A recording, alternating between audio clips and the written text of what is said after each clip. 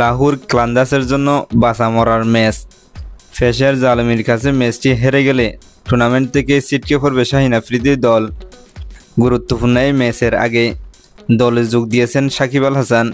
দলে যোগ দেওয়া সাকিব ম্যাচে ভালো করার প্রত্যাশার কথা জানিয়েছেন। লাহোর ক্লান্দাসের এক ভিডিওতে সাকিব বলেন,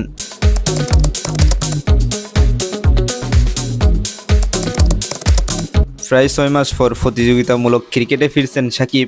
শ্যুট এবং রাজনৈতিক কারণে দীর্ঘদিন মাঠের বাইরে ছিলেন তিনি। তবে এবার নিজের অভিজ্ঞতা ও পারফরমেন্স দিয়ে লাহোরের হাল ধরতে প্রস্তুত সাকিব। শাহিন আফ্রিদির নেতৃত্বাধীন লাহোর ক্লান্দাস এবারের পিএসএলে এখন পর্যন্ত চাওয়ার মতো পারফরমেন্স করতে পারেনি। এমন পরিস্থিতিতে সাকিবের আগমন দলের জন্য বড় প্রাপ্তি হতে পারে বলে মনে করছেন অনেকে।